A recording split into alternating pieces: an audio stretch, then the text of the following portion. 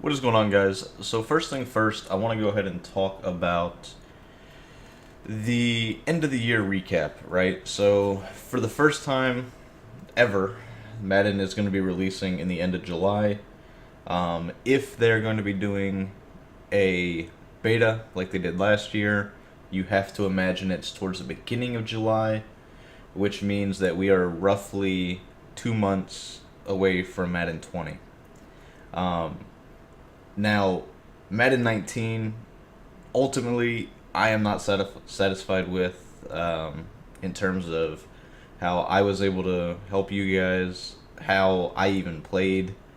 Um, there's a lot of things when it comes to this game that did not go the way that I wanted to. And some of it is honestly the game just being bad. Some of it was the lack of time that I was able to actually put into it. Um, and then the game, just the randomness, wasn't fun. So it was hard to kind of get up and go with it. But um, what I want to focus on is pretty much the end of the year recap in terms of what was the best offense, what was an alternative to the best. Basically, hit on all the stuff that you know was really dominant. Now, I don't typically do any sort of meta type breakdowns. I feel like you guys can get that other places. So like I've never really wanted to get into the meta stuff. Um, but there are things that I can shed insight on that I don't think that you guys know, or um, things. It can definitely help you guys in your way of thinking in terms of you know the small little details that go into things being the meta from a high level standpoint. You can see the play setups, you can see all that type of stuff on YouTube, you can see um, it on Twitch, but people typically, from what I've seen, don't really break it down and like show you why it works, how you can counter the counter to it, stuff like that, right? So that's what I really want to focus on in this next little grouping of videos. And then I want to get into different ways to I want to explain why you make certain adjustments, why you user in certain ways, and kind of just try to help you guys out for Madden 20. Um, that's my thought process going into this. So up first is going to be the Tampa Bay bunch. Now, I know most of you guys hate bunch. It's easily the most overpowered formation in the game. It's really not even up for debate. You see some people stick in trips tight end. Some people are in bunch. The best offenses, the guys that are constantly putting up points against everybody they face, they're in bunch. You got the Ghosts, the Kivs, the Clefs, the Jokes. Anybody that made a big run was in bunch. Little Man made a good run again. Now, Drini won the last tournament, but that was mostly him just playing amazing defense. He locked up everybody he played. And that was actually, he ran Dollar, which caught a lot of people off guard. Ran it pretty much the same way that I broke down for you guys to run it a few months back. So I can hit on that again if you want, but the offenses that were so dominant was the gun bunch. I think only person that really did well with trips tight end was Spotto. And then you saw what happened to him when he faced Drini. So trips tight end definitely annoying to face. Don't get me wrong; it's one of the best offenses. But when it comes to the simplicity of bunch and like knowing what your opponent's going to do to try to counter it, it really makes the game even more idiot proof than it was. So let's enough of me rambling. Let's get into the actual setups. And basically what we're going to do with gun bunch, these are going to be your audibles. You're going to have buck sail, bunch trail, bucks verticals, and then clear out SE option. Or excuse me, clear out SE out. We will be coming out in the play either bucks cross, curl flat, or corner strike. Those are going to be the 3 plays we'll come out in. If you want to run the ball, you would just come out in mid-draw. So, we're going to completely skip gun tight flex unless you have the route chems to make this a good version of the gun tight flex. There's no point in using this formation, in my opinion. The draw is solid. It's got some decent plays, but the reason that this offense is so effective is the simplicity of it. It's you set it your plays up the same way. You know what your opponent's going to do to try to counter it, and you make the correct read. Moving right along though, you got gun spread Y flex. Now this is a formation you do want to set audibles for, and your audibles are going to be deep curl, 45 quick base, PA drag, and PA seams. The other plays in there don't really matter. Now, I personally like to mix in and run gun empty base. It's got some cute plays in there that work really well. If you've liked what I broke down at Houston, you will like this formation as well. But I'm not going to focus too much on this formation in this video. I will break it down in a separate video for those of you that want to actually mix this in. Now, like I said, all the other stuff that's in here, you don't really need. When you get inside the red zone, or if you have a short yardage situation, halfback wham is good at a deuce close. You also have good runs out of, where is it at? Single back wide trips. Single back wide trips, you have the dive and you have smash. Both are solid. Yeah, that's basically it though. So let's get into bunch. Now, with bunch, basically you just want speed everywhere. It's really all you want. The main thing that you're looking for is going to be pat sail or buck sail. Now, what people are going to do, they're going to run nickel 3-3-5. They're going to try to cross man. You see, I've already got this set up to where I've got safeties at linebacker. I've got my 2 best corners at safety. Now, what you want to do is, the first thing people are going to do to try to counter this, good players are going to come out in 3-3-5 with auto flip on. They're going to flip the play by themselves, and then they're going to cross man the ISO receiver. This will do a great job no matter if he's down here acting like he's blitzing or if they move him back here. This is going to do a good job of stopping that post route. Now, if for whatever reason they decide to sit back in all zone, they're going to have no shot at stopping this play. They will have to choose whether or not they're giving up the drag route, the in route, or they're going to get hit with the post. So they're going to have to make an adjustment like this to stop this route, or they're going to have to manually guard it. If they manually guard it, you just hit the underneath stuff. So they will make this adjustment, and this will do a solid job of containing that post route. But what you want to do as a bunch player is you want to flip the formation to where the running back is on the side of that corner. This does 2 things. A, it makes the running back pick up that looping corner blitz. I'd say it's not 100%, but it's going to happen 95% of the time. So then you know the only way they're going to get pressure is if they send 6.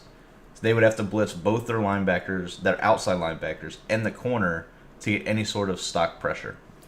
Now, obviously they can shed. Shed is 100% random in this game. But your typical bunch setup is going to be this right here. You have a flat, you have an in route, or excuse me, you have drag, you have the post. But you always want to keep the running back on the side of that corner. It does, like I said, it does 2 things. It keeps the pressure from coming in, and then it also means their crossman of the post is now completely nullified.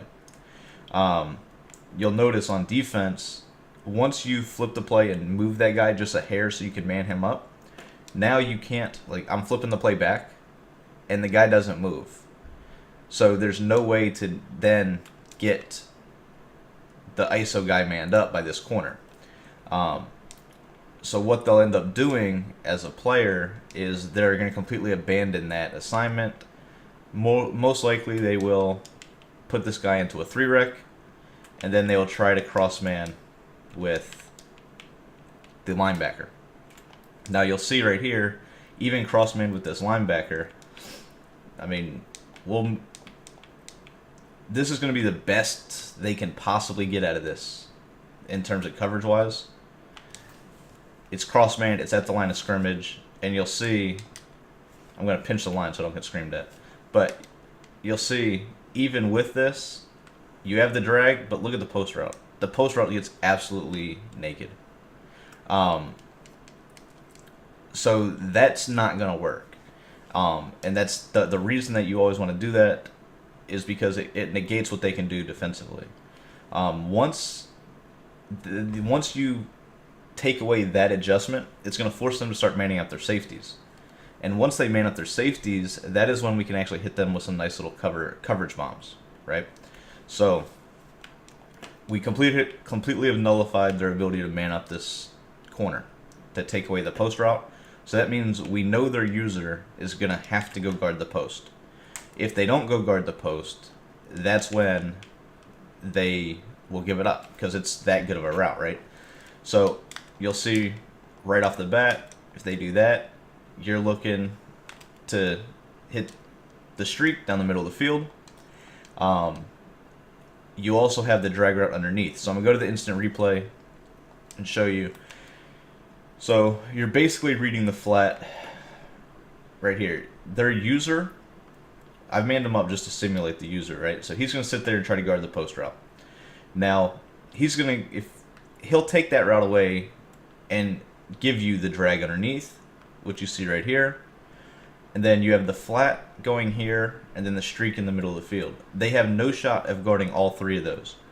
So they're going to be forced to basically pick and choose, right? So as a user, they'll sit in the middle of the field typically and kind of try to bait these two routes, and then they're going to bail and go get the post. Now, that'll allow you to dink and dunk with this drag route up and down the field. For those of you that have watched Skimbo play, if you've watched Joke play, they'll hit that in route or the drag route 100 times. Like, they will throw it the entire way down the field to the point where it's kind of like a death by paper cuts type of strategy. And eventually your opponent is going to over-adjust. And once they over-adjust, that's when you can make the big plays with the post, the streak, as you just saw. And if you have a guy with 91 spec catch, you want them in this R1 spot, or on the slot, because that's going to be the guy that you just high point a fade to, or just put him on a streak and high point it, an aggressive catch. He'll get the one-handed catch animation. So Buck Sale is obviously going to be the staple. It's the best best pure passing play in Madden this year. And your setup is going to look just like that. You got the flat, the drag, and the post route. Now, if they're sending a lot of heat, you can max protect. If you max protect, you're going to motion out the drag like you saw there. The only thing you got to pay attention to is where that corner is. So in a scenario like this, people are going to move their guys. You know right away, well, if they cross man, it's going to be this guy. Like I said, if they blitz, they're going to have to pick and choose, right? They're not going to be able to guard the drag and the post. They're going to have to, pick and choose, hope they guess right. So once you get used to making the adjustment, you'll be good. Now, if they've got really good user, instead of a drag, you want to put X on an in route. So you'll motion out an in route as opposed to the drag. It's going to delay just a split second. It's going to force your opponent to go and guard right away either the post or the in route. They won't be able to guard both at the same time with ball hawk. So you'll see, you blitz heavy, boom. If they sit down underneath, you throw the post. If they sit back deep, you throw the in route. Really simple play. It's the best play in Madden.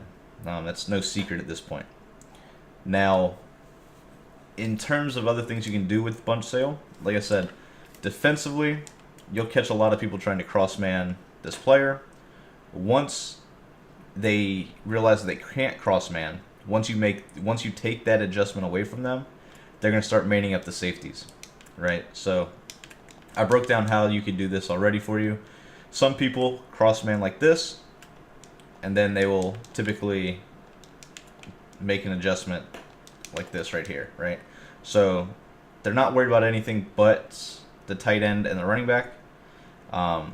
So they will most likely in this scenario they would play on this guy, and they would watch back deep here right away. Then they would kind of watch the running back, make sure he doesn't go out on a wheel route. Now this can work, but there's a counter to it. The counter to doing that, the way that I play, I audible to clear out SE out. You max protect, zig the slot, and then you wheel the running back. What that's going to do is, if I don't get screamed at, you'll see that you can just bullet pass to the outside, and it's going to completely dominate the coverage. Now, if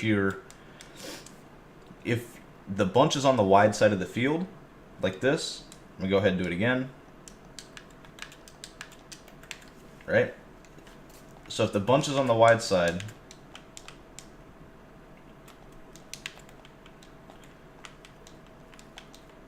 you'll see right here, we still got the cross man. You got the dual fades and the wheel. You'll see that, once again, just bullet pass to the outside, and it's good. Now, if they man them up over the top of them, right? So say they come out and they man up like this. This is something you see a lot of people do.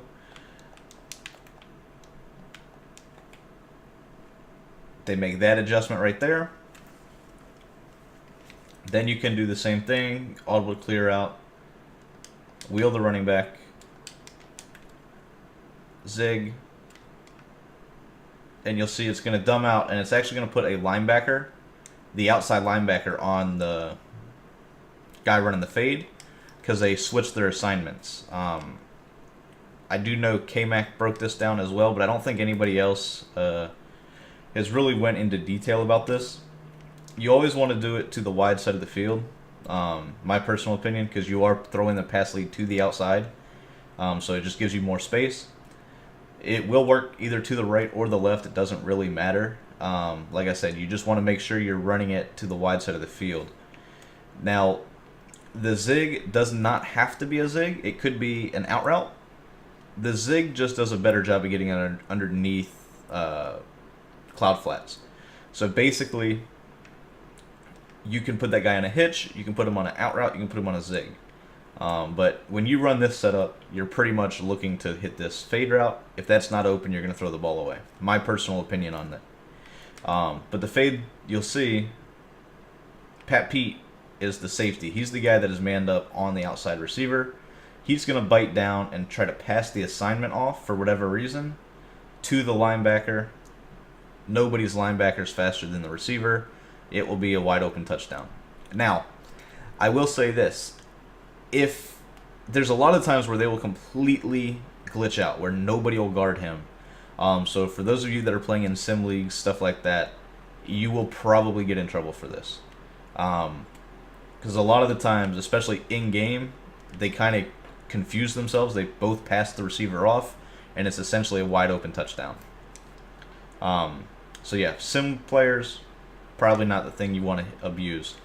But that's the reason, one of the reasons why I like clear out, SE out. Both of the outside guys are already on stock fades. If you don't have that play, you don't want to use that play, you can do any other play. It's like you can come out in verticals, max protect, fade, zig, and you're going to get the same thing. I just like clear out because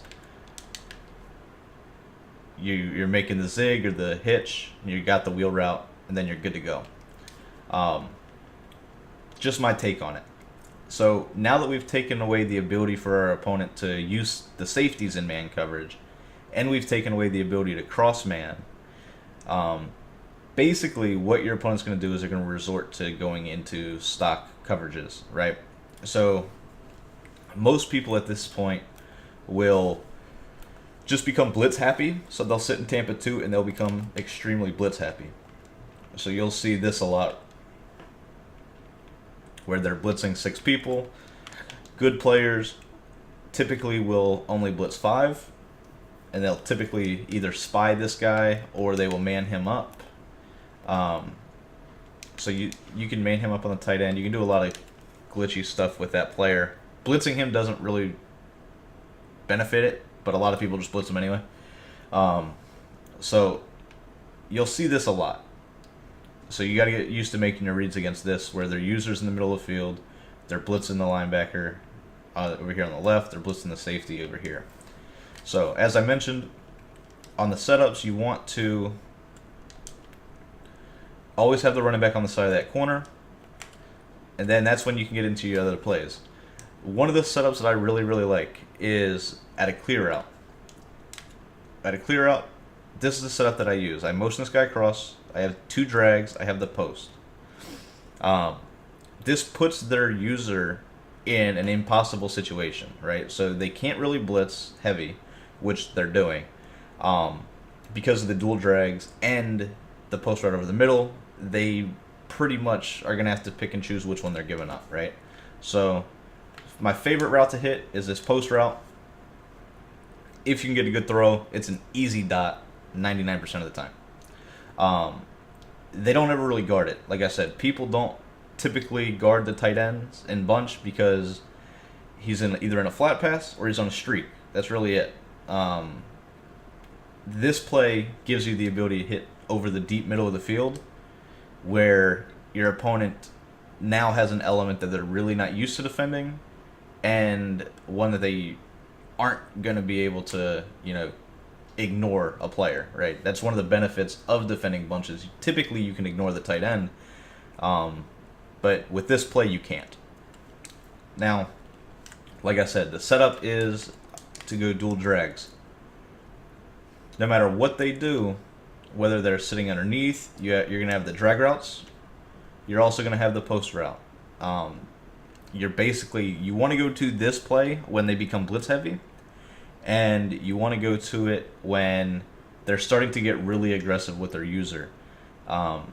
If they are able to sit here and make their adjustments, right? So say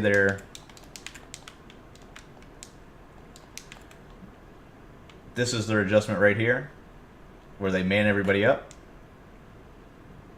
If they do this, and you audible to it,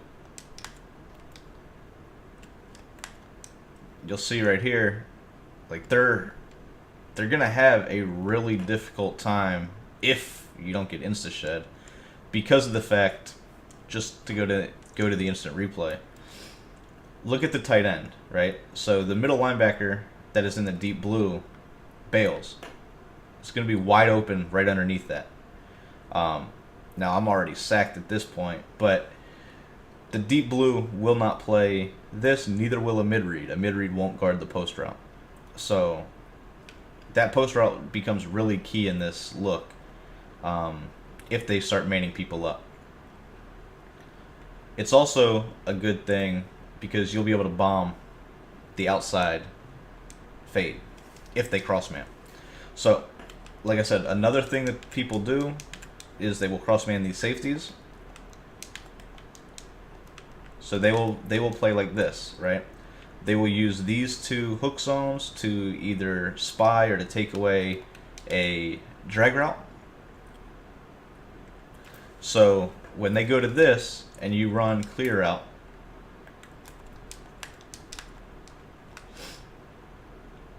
you'll see not only do you have the drags, right, but you are able to almost always just high point this fade and get out there.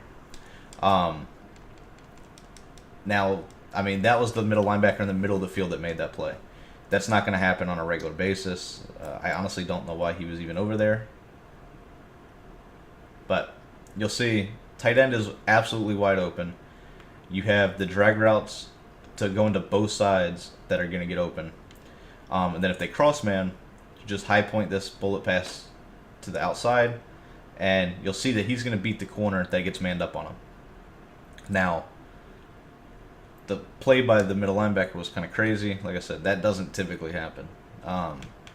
So if they man up like this,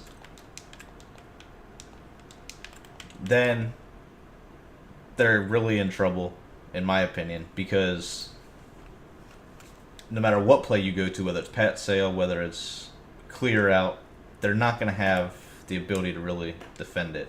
So you'll see, I'm gonna do clear out one more time. And I'm going to click off of that mid read just to show you.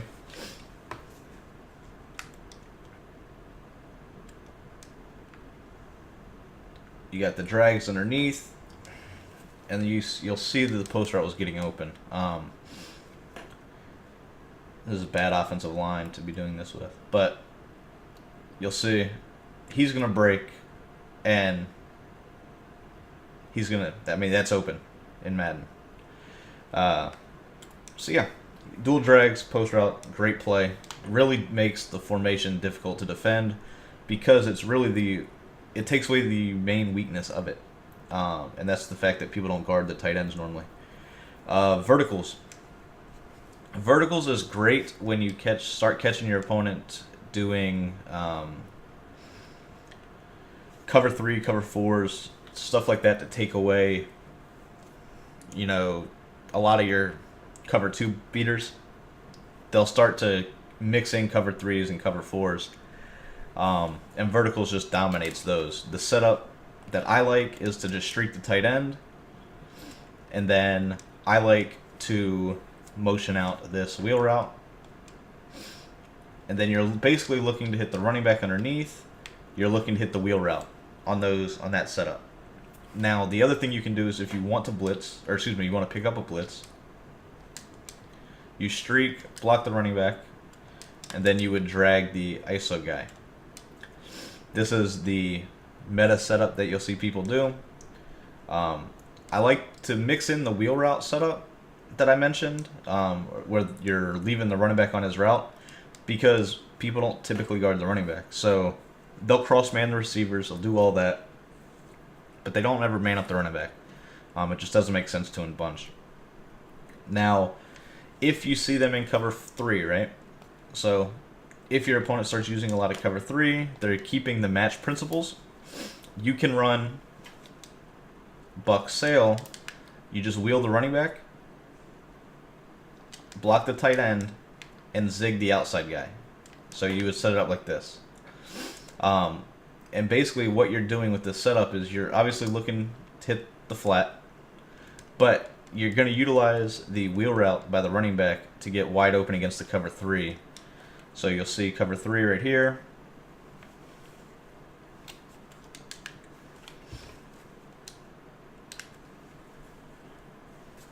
Zig, streak, walk, wheel. Now if I can step up, you'll see post route right over the top, but I'm going to go to the replay to show it to you just because I'm not getting really the time to show it to you how I want. But pay attention to this outside corner on the wheel route, right? So he's going to bail. Like he passes this off for no reason and goes and guards him. That leaves this running back wide open down the sideline. So if you get a little bit of time, once he passes either the hard flat or the cloud flat, this wheel route gets wide open for the touchdown. You still have the post, you still have your normal flood going to the other side of the field. So people won't be able to just bail and guard the running back. They will have to respect that. So now that we went over how to bomb cover 3 out of pat sail or buck sail, let's talk about the main reason people actually are in this book, and that is the play bunch trail. Now this is the one play that is not in the Pats playbook, that is in this one. This one has a bunch of unique aspects to it. Mainly you've got 2 routes, being the corner route ran by R1 and also the deep post route. For the people that like to man up their safeties, whether they are cross-manning, this is an adjustment that you'll see a lot of. They'll cross-man the safeties. They will man up this receiver, because that's the guy typically going on the deep crossing route. Excuse me, the deep corner route. And then they'll use her. Typically when people run this, they are blitzing heavy. But I'm going to go ahead, crash the D-line so I don't get screamed at. What you'll see with this play is the post route is going to absolutely torch the cross man. So it's once again, it's another little element that doesn't allow your opponent to guard the bunch by cross manning the receivers, which is what people really want to do. So that post route is dominant against it. It also, a lot of people go to stock man-to-man coverage. You see, for whatever reason, especially in MUT when you have crazy corners, or in CFMs where corners and safeties are really good, you see a lot of two-man under. Not so much in regs, but it does a good job against that as well. You'll see just max protect, hike the ball against two-man under, because this corner route is always going to beat that man. Doesn't matter what his ratings are. It's a sharp corner route. It's going to beat the man coverage 100 out of 100 times. Now, the other thing that you can do at a bunch trail is you can either leave the stock drag route it's on, or you can put him on a hitch. If your opponent is getting all sorts of adjusty with the man coverage, so say, you know, they're blitzing this guy, manning up with a spy. Say they do something like this, right? It basically puts them into a pickle where they have to either guard the hitch or they got to guard the post. They're not going to be able to guard both with their user. So if they stay back deep to guard the post route, you'll see like this. You're just going to play maker that hitch back to the outside, and you're able to pick up, you know, 5, 6, 7 yards very easily. If they don't and they jump down on the hitch, then you'll be able to hit that post route. So say they do this right here, same type of adjustment.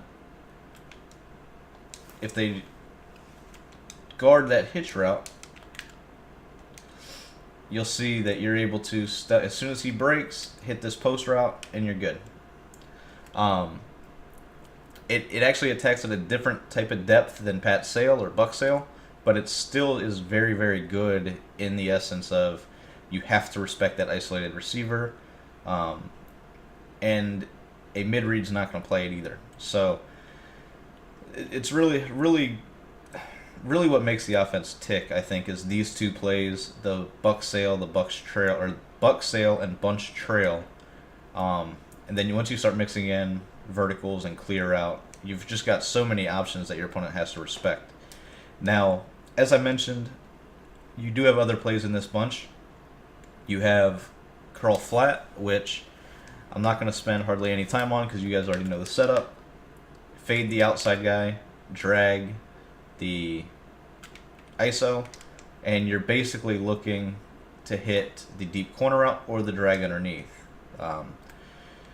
Both are going to get open. No zone guards them. They will get open 100% of the time. You got the drag if they don't play that. If they do play the drag, you have the corner route over the top of it. Like I said, you guys have seen that play probably 800 times by now, if not more. Corner strike, a little bit different because there are just two different setups to corner strike. Go ahead, come out in corner strike. Let me come out back in 3-3-5. So your first setup, I broke this down in Houston, is you want to fade the inside guy, and you want the bunch to the short side of the field when running this play, because you're going to take advantage of the cloud flats. You're going to basically cloud flat glitch up and down the field with this until they start manning up that tight end. I save this play typically for when my opponent has me on like a 3rd and 4, a 3rd and 5, a 4th and 3, stuff like that, to where I know I need the ability to throw that flat, because a hard flat, cloud flat, like if they go clouds, the corner's going to be wide open. See, boom, corner out just wide open over the top. There's no real way to bait it. So pretty much that's the first setup, is to simply fade and rock. The other thing that I do out of this play is I will fade the slot, I will max protect, and I will drag the ISO, then I motion this post route over. So I do this setup right here a lot, and it just gives me the ability to hit the drag underneath. You have the post going over the top of it if they bite down too hard on the drag. So it's just another max protect setup, and you can run that to either the short side or the wide side. It does not matter. Like I said, very easy setup. Most people will be expecting that guy on a drag route. So the ability to hit this guy on this post route is really good because most people, A, are going to cross man. So they're going to try to defend it initially like this, where they're cross manning. It might not be the safeties, it might be linebackers, right? So it doesn't really matter which way they cross man. We're screwing up their cross man by motioning them over. You'll see with the same setup, if we motion this guy over, now the man coverage is on that side, so you already know it's not going to stop him.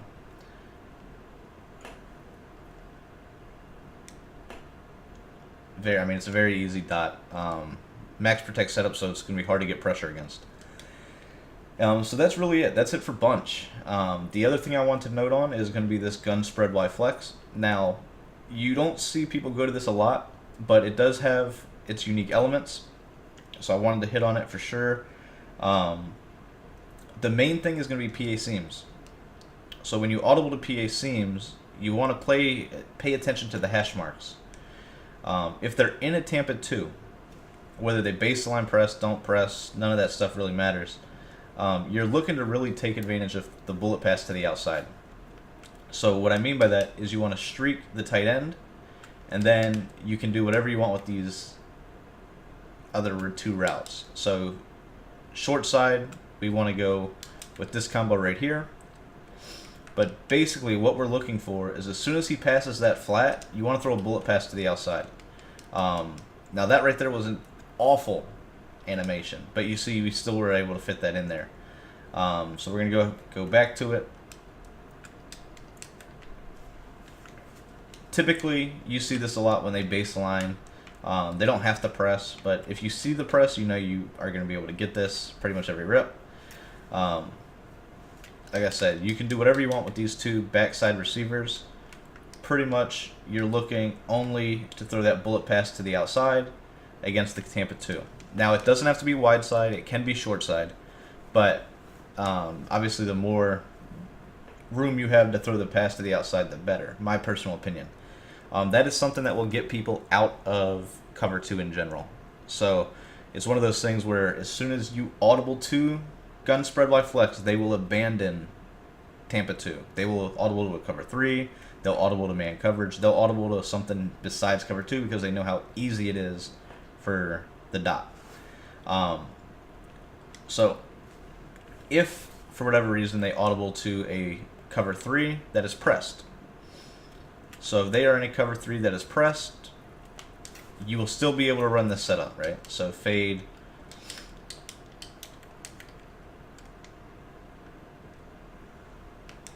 You see, I got screamed at, but it'll dumb out the corner to where you can throw right over the top of them. But it only works if they're pressed. Pay attention to this outside corner. You see how he bites kind of to the middle of the field? By the time he gets back over the top, you'll have the streak on the high point or this outside bullet pass. Typically, I don't go to that unless it's Tampa 2, but people will start abandoning it. They will get out of Tampa 2 once you hit them with that a couple times. That's when the other plays come in.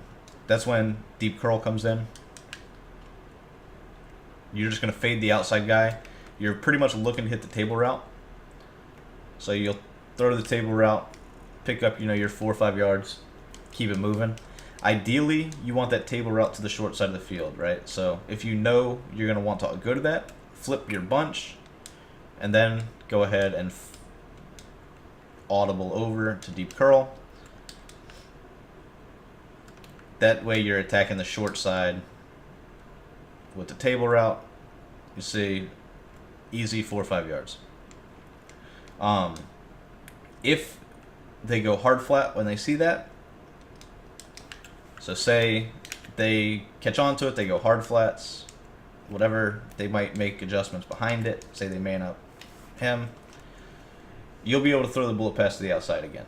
So hard flats simply won't work.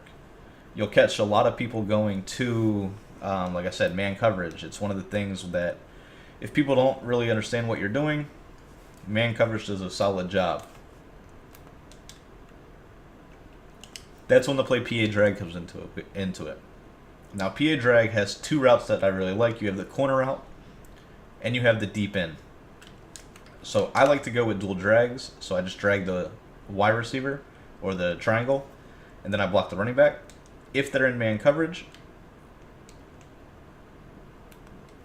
you'll see not only do you have the drags underneath, but this corner route will get open, as will that deep end. Now I got screamed at because I forgot to pinch my line. Gonna go ahead and do this again.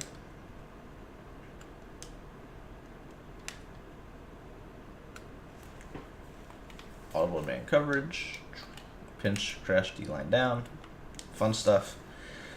But pretty much right off the bat, you'll see that the corner route gets wide open, and that's Greg Olson on Eric Berry. And then on the back side, if they go and they manually sprint out to that route,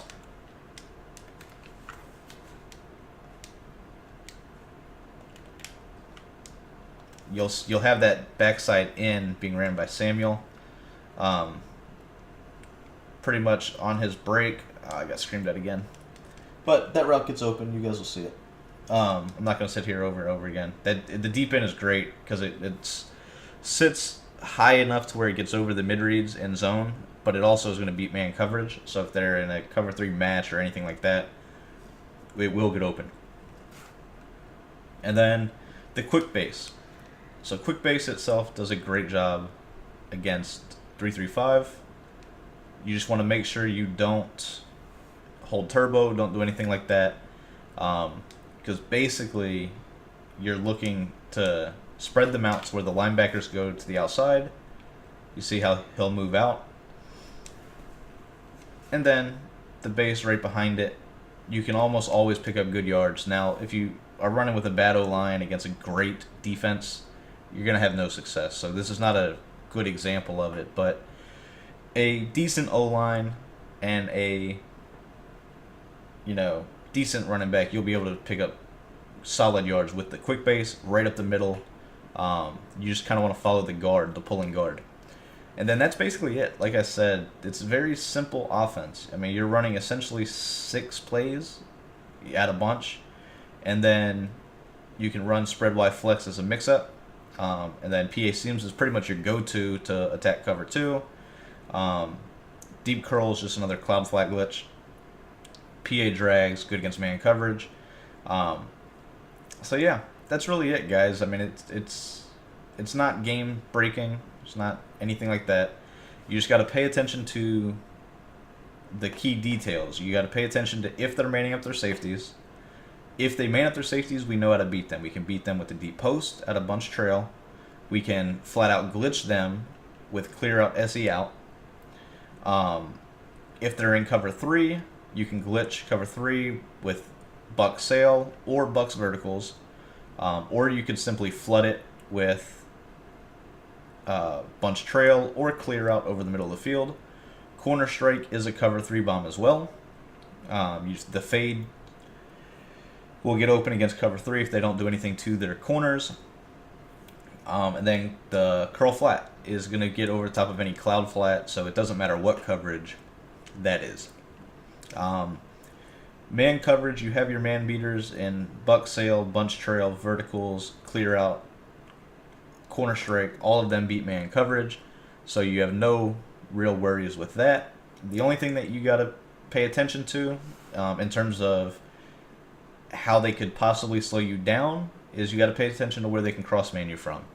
The corner at a 3-3-5 is pretty much the only spot. Same thing with nickel. They can do the same thing at a nickel, so let me go ahead and show that to you really quick. You always want the running back on the side of the corner. It's going to pick up the pressure better, and it's going to make it to where they can't cross man. not to the point. They can't cross man to where it'll actually work. I'll put it that way. So at a nickel, you'll see this right here.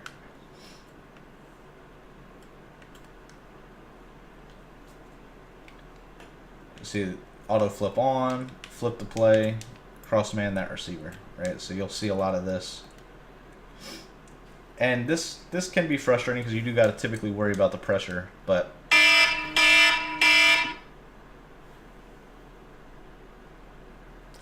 basically just pick this up, you'll be good to go. Running back on the side of the corner means they can't cross man, and also it means that your pressure is going to be picked up better. The only thing that I haven't went over is 5-2. And 5-2, like I said, I like to just spread out 5-2 and attack it that way. But basically, against 5-2, you want your tight end opposite the D end on the right. So you would always want your running back on the side of the right hand side. So that's it. Hope you guys enjoy. I will be breaking down some other stuff. Let me know if this helps you. Let me know if you want more videos like this, where I kind of go over the meta stuff and kind of explain it, really how you need to run it. So yeah, I don't know what my plans are for next year. My main thing is I got to focus on making myself better. So I got to put a lot of time in, to get back to where I want to be as a Madden player. But I'm not going to leave you guys out to dry. So that's it. Like I said, let me know what you guys want, how I can help you. Like I said, this year didn't go according to plan, but hopefully we can pick up some steam going into Madden 20. All right, later, guys.